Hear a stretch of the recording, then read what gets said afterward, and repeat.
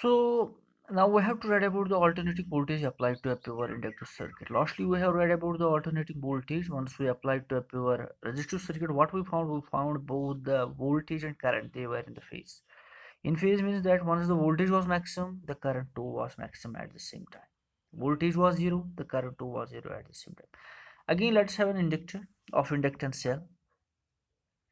Now let V equals to V naught sine omega t be what be the applied voltage to this very inductor, pure inductor circuit. Then there will be the induced EMF produced in the inductor. Then induced EMF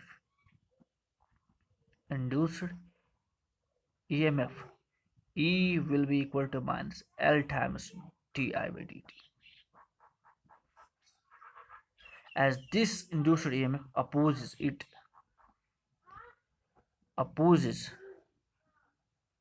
the growth correct. So as there is no potential drop across the circuit, so we can place V plus of minus L di by dt equals to 0, or simply it is V minus L di by dt is equal to 0, or which you can say L di over dt equals to V, or it is di over dt equals to what? V, this is going to division, V over L equals to, instead of V we will place V naught sine omega t, then it will be simply L. So if we are going to integrate this very equation, or we can place it first, we can solve it a bit. It will be di is equal to V naught over L sine of omega t into dt. Now if we will integrate this very equation, so on integrating it will become as integral of di equals to integral of V naught over L sine omega t dt. As V naught is a constant, as it's the peak value, L the inductance is fixed for a particular inductor, it will be constant. Here we will get what? I. In order to get the current, I equals to V naught over L integral of sine omega t dt.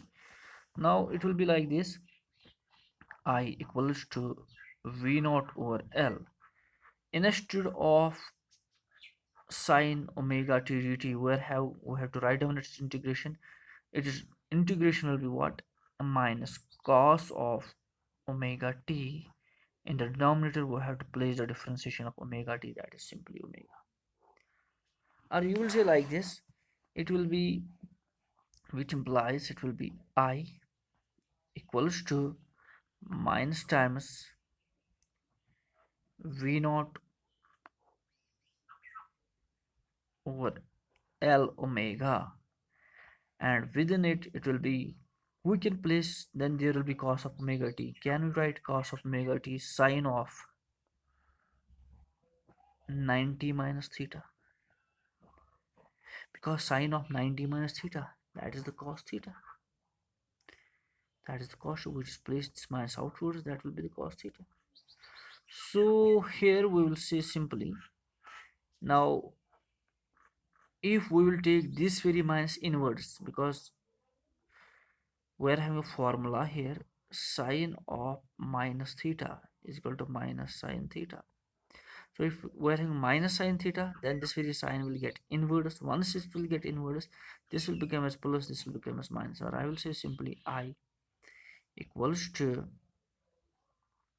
V naught over L omega, then it will be sine of omega t minus pi by 2.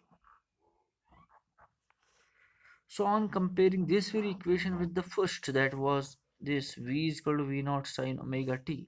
Once we are going to compare them, what we are going to find? We are going to find that current Here the current is lagging behind. We found the current on comparing. We found current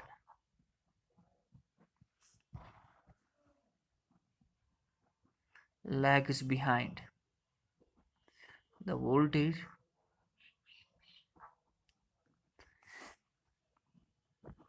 by a phase of pi by 2. So if we have to draw a graph, that will be like this. Now let's understand.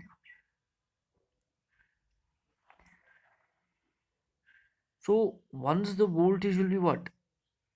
If we will start voltage from here, this is a voltage graph. It will be a maximum, then it will be a minimum, then it will be a maximum in this very direction, then it will be a minimum.